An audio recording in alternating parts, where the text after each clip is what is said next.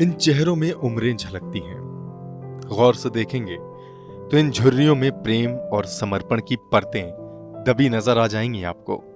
इन लड़खड़ाते पैरों की थिरकन हुआ करती थी कुछ नन्हे कदमों की ठुमकती हुई चाल। इन कांपते हाथों ने थाम कर रखा उन जिंदगियों को कि जिन्हें जीवन क्या है ये तक मालूम न था।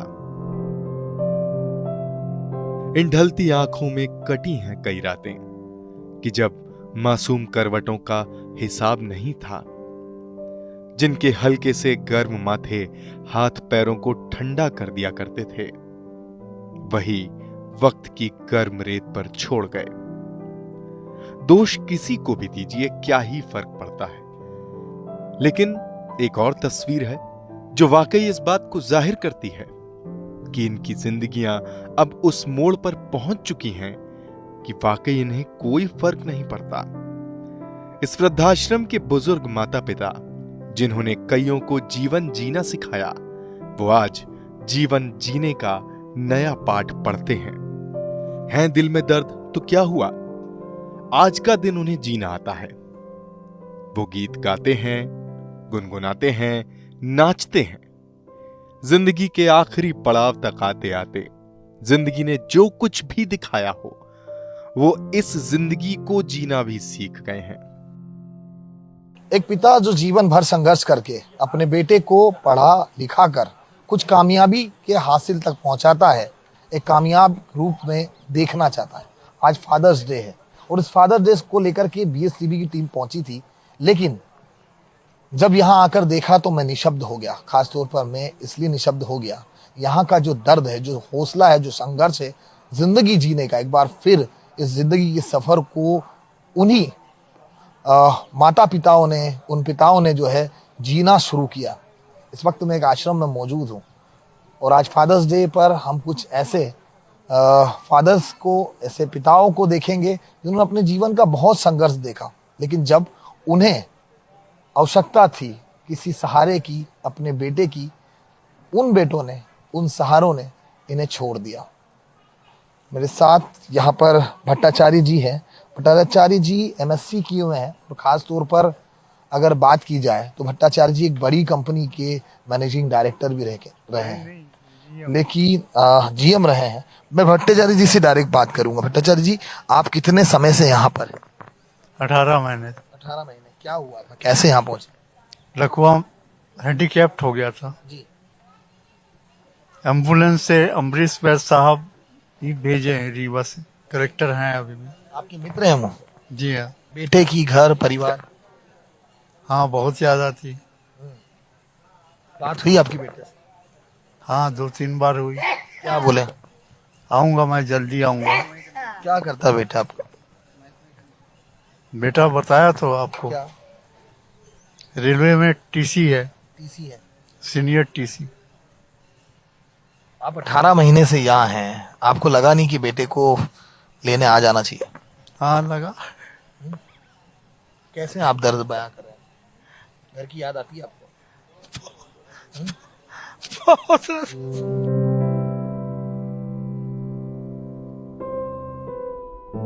बहुत याद आती है। इतना पढ़ाया लिखाया उस बेटे को आपने, इतना जब सहारे की जरूरत थी, जब आपको बेटे की आवश्यकता थी, नहीं जी दे पाया। वो उसकी गलती नहीं है, समय समय समय का दोष। हौसला है जिंदगी जीने का। आप देख रही हैं कि कहा कि समय का दोष है। आज भी जिस बेटे की उन्हें उम्मीद है कि वो लेने पहुंचेगा, लेकिन फिर भी एक पिता अपने हौसलों से ये कहता नजर आ रहा है कि बेटे की गलती नहीं है, समय का फेर है।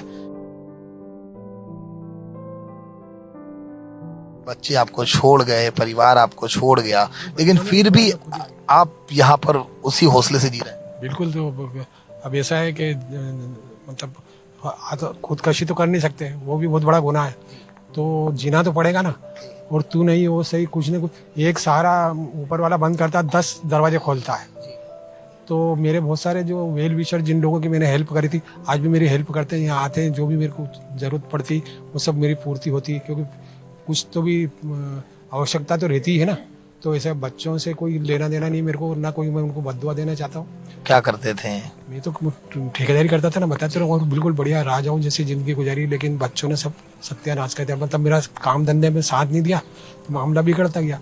उसके बाद भी मैं जब यहाँ आया था उस टाइम भी मेरी दुकान थी इसकी बैटरी की, लेकिन वो थोड़ी वीकनेस की वजह से वो चलाने बंद करके वो फिर इधर आ गया मैं। अब यहीं रहते हैं आश्रम? हाँ, 5 साल हो गए। कई बच्चे नहीं आए लेने? बिना मना किसी को मना आने की मना ही कर रखा। बोलते रहते हैं क्या मतलब आने से। मैं चला जाता हूँ कभी, जैसे ज़्यादा कुछ काम रहता है। अभी पिछली बार ईद पे चला गया था मैं। अच्छा, यहाँ हौसलों के साथ नए दोस्त बना लिया आपने? बिल्कुल, उससे लाख दर्ज अच्छी जगह है घर से। अच्छा, जो गैर थे वो अपने हो गए, और जो अपने थे वो गैर हो गए। हाँ। ये खान साहब है और मेरे साथ एक जैन साहब भी है। जैन साहब वन विभाग से रिटायर होकर के और पिछले 4-5 सालों से यहाँ रह रहे हैं। 12 में रिटायरमेंट हुआ था, परिवार बच्चों ने घर से निकाल दिया, कई प्रताड़ना दी। जैन साहब से पूछे। मैं 2012 में रिटायर हुआ। मेरा नाम कुंथुराव जैन है। मेरे प्रताड़ित करने वाले लड़के का नाम है, बड़े का रूपेश जैन, मंझले का नाम है हितेश जैन। इन्होंने और पत्नी ने सब ने मिलके मेरे को घर में पूरा मेरा सर्विस का पैसा ले लिया और बंद करके कमरे में मारते थे, और सब मकान पे भी कब्जा कर लिया। और मेरे को बिना कारण कोई नशा नहीं करता था प्रॉपर्टी के लिए। मेरे को भोपाल शुद्धि नशा मुक्ति केंद्र में इन्होंने अपहरण करवा कर वहाँ डाला, वहाँ दवाई खिला के मेरे को 6 महीने में मारने के कगार पे पहुँचा दिया। उसके बाद में और राजू तिवारी था वहाँ का सेंटर का मालिक, उसको बोला, डॉक्टरनी रचना मैडम को बोला, मैंने कहा ये क्या कर रहे हो, मैं स्वस्थ आदमी, तुम मेरे को ऐसी दवाई खिला के मार रहे हो। फिर मैंने कहा मैं निकल जाऊंगा तो मैं तुम्हारी डिग्री खा जाऊंगा। उनने फिर उल्टा के फिर फोन किया होगा, तुम्हारे बच्चे बोल रहे, बोले हम खिला रहे तुमको दवा। तो मैंने किस बात की दवा खिला रहे, बोले तुम खिला रहे, वो बोल रहे तो खिला रहे। तो मैंने बोला ये कौन सी बात हो गई। फिर उनने मेरे को पलट के दवाई खिलाई, फिर मेरे को खड़ा किया। फिर मजबूरी में गाँव में जो कार्यक्रम थे हमारे धार्मिक, उस कारण उनने मेरे को वहाँ से निकलवाया। और निकालने के बाद में भी यहाँ पे 2-2.5 महीने में मतलब रहा घर में। इसमें बहुत प्रताड़ित किया, तो मैं अपनी जान बचा के और अपने घर से इधर आया और यहाँ रह रहा हूँ बड़े मुश्किल से जान बचा के।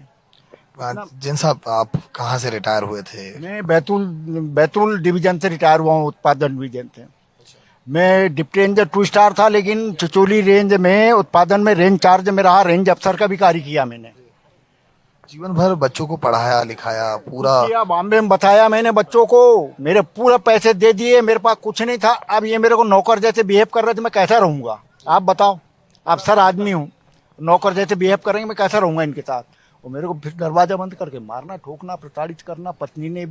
पत्नी मेरी रोटी बना के नहीं दे रही, इनकी कर रही गुलामी, पर मेरी नहीं। ये बॉम्बे में 12 साल में मकान में किराए से रह रहे थे? नहीं, मेरे मकान में अलग किराएदार था, तो उसको खाली करा कर मैं इनसे प्रताड़ित होकर दूसरे कमरे में रहने चल दिया। तो वहां से मैंने मेरे को 2 बजे रात को किडनैप करवा के नशा मुक्ति में डाल दिया। प्रॉपर्टी होना था बस। आज फादर्स डे है जी, आज एक फादर्स डे है जी। और फादर्स डे मतलब एक पिता जो संघर्ष करता है जीवन भर अपने बच्चों को उस मुकाम पर देखना चाहता है।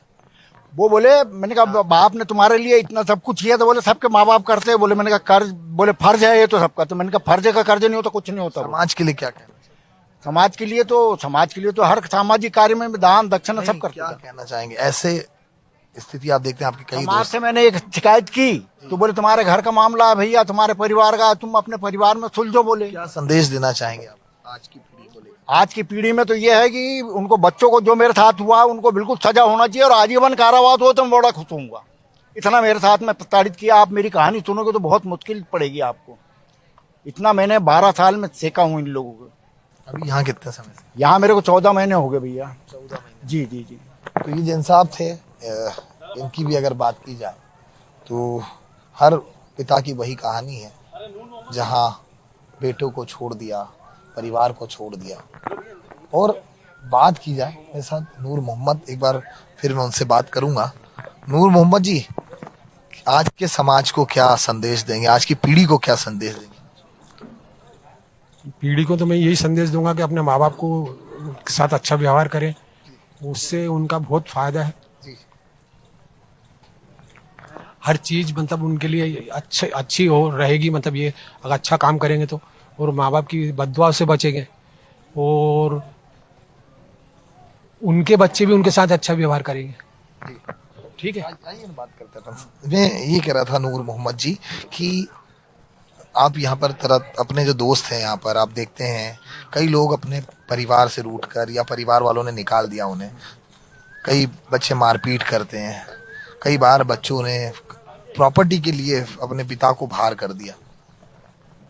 इस तरह देखिए, तो ऐसे में क्या संदेश देंगे? अब देखो, गलती एक हाथ से ताली नहीं बजती सर, कुछ न कुछ गलती अपनी भी रहती है। और आदमी फिर क्या है कि एक तरफा मामला ढोल देता है ऐसा। अब आप इसके मतलब कुछ डीप में जाके वो करेंगे तो सब चीजें मालूम पड़ेगी। तो ये थे खान साहब, और मोहम्मद खान नाम है, ठेकेदार हुआ करते थे, बच्चों के लिए बहुत कुछ किया, लेकिन परिवार से दूर है आज और ज़िंदगी में, क्योंकि आज हम खुद इन से मिलकर इनकी जो दास्तां थी उनको सुनकर आज हम खुद इन शब्दों के लिए निशब्द हुए हैं। लेकिन आज फादर्स डे है और उम्मीद करते हैं कि हर बेटा अपने पिता के लिए नाम तो रोशन करे, लेकिन जब ऐसा वक्त, जब पिता को उनके सहारे की जरूरत होती है, तब वो उन्हें सहारा दे। कैमरा पर्सन गणेश चौहान के साथ भारत पाटिल, BSTV इंदौर। आदमी मुसाफिर है, आता है जाता है, आते जाते रास्ते में यादें छोड़ जाता है। जो का हवा का पानी का रेला, जो अकेला नीले में रह जाए, जो अकेला आदे छोड़ जा। आदमी मुसाफिर है, आता है जाता है, आते जाते रास्ते में यादें छोड़ जाता है। आदमी मुसाफिर